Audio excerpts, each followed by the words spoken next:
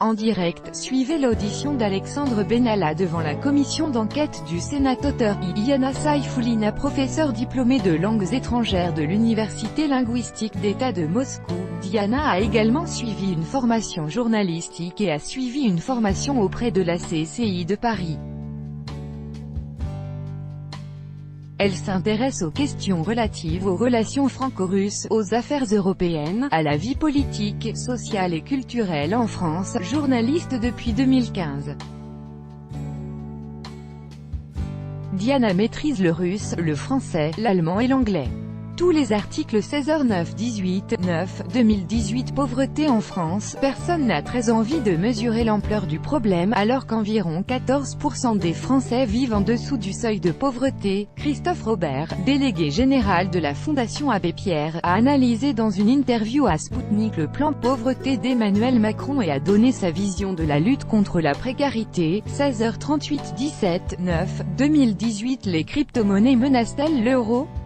Pourquoi et comment? D'une manière générale, l'Europe ne souhaite évidemment pas voir détrôner sa monnaie par une monnaie qui par définition ne peut être contrôlée. Sylvain March, trader indépendant et formateur sur anti-bourse.fr, a donné à Sputnik des réponses pratiques sur les crypto-monnaies et a prodigué des conseils utiles à mettre en place pour s'enrichir. 17h83-8, 2018. Comment reconnaître un Normand aux quatre coins du monde? Si tu rencontres un Français dans n'importe quel coin du monde à qui le camembert, le cidre et la crème fraîche manquent plus que tout le reste, pas de doute, c'est un Normand, a plaisanté Vincent Mabir, qui partira bientôt à la rencontre des Normands vivant à l'étranger, notamment en Russie, dans le cadre du projet Normand autour du monde. 16h35-16-8, 2018. Le Ken français agressé et voulant porter plainte contre M6 se dévoile à Sputnik. Photo, Quentin Déard, connu pour être le sosie français officiel de Ken, nous a expliqué pourquoi il a décidé de quitter la France, a parlé de sa vie actuelle et a avoué son amour pour la Russie, déclarant être entre autres un fan de Poutine. 17h15-8, 2018. Le principal club d'affaires juif en Russie compare leurs conditions à travers le monde. La communauté juive prospère en Russie tandis que, en Europe, nous constatons la plus grande détérioration, selon Dimitri Frolov, représentant du club d'affaires juif Solomon Help, qui a également parlé des œuvres caritatives de l'organisation et a expliqué comment les juifs font respecter leur identité en Russie. 15h22, 10.08.2018. A raison de ne jamais poser le pied en Russie. Alors parlons sans embâge, les risques sont trop élevés pour ceux qui décident de venir en Russie.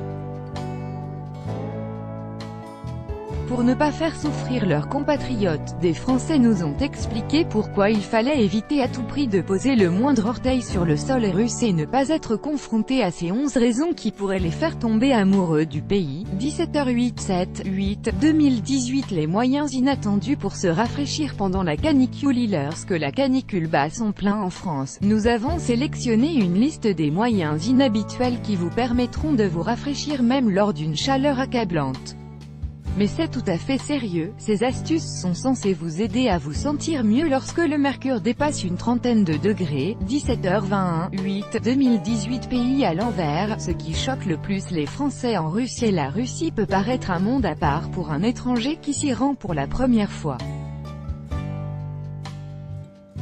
Outre les clichés sur les ours, le caviar et le froid, il y a cependant des particularités amusantes peu connues mais qui étonnent ou choquent certains Français. 14h19-6-7, 2018. Nouveau 98, les attentes des supporters des Bleus racontées à Sputnik. Le match opposant aujourd'hui les Bleus à la Célestie est plus que du football, car les Français ont besoin d'un nouveau 98, une nouvelle référence pour l'histoire du football tricolore, de nouveaux héros et un nouveau moment pour l'éternité, estime des supporters des Bleus, expliquant pourquoi la France doit remporter le mondial. 15h23-6, 2018, étonné par l'accueil des fans étrangers au mondial apprécie le plus les Russes. L'expert sportif et blogueur Olivier a raconté ce qui impressionnait le plus les supporters étrangers au mondial 2018, soulignant qu'ils ne s'attendaient pas à être si bien accueillis par les Russes, content de voir tous ces fans du monde entier venir dans leur pays.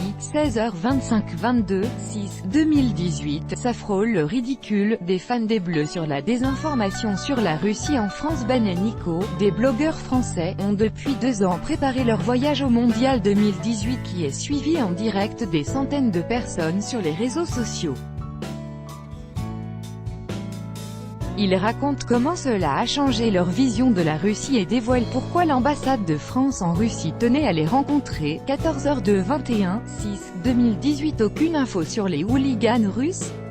Des Français au mondial brisent le silence alors que les médias mainstream ont à maintes reprises évoqué des hooligans russes censés agresser et voire mutiler les supporters étrangers au mondial en Russie. Nous avons interrogé des Français venus à la Coupe du Monde afin de savoir s'ils se sentaient menacés ou en danger. 16h12 15/6/2018. Allez les Bleus. Capitaine Rémi va de Paris à Moscou en Lada pour supporter son équipe. J'ai les larmes aux yeux tellement je suis content. Le blogueur Capitaine Rémi adore les Bleus, le foot et l'aventure, ce qui l'a poussé à partir de Paris en Lada vers Moscou pour assister à l'ouverture du mondial et supporter son équipe nationale.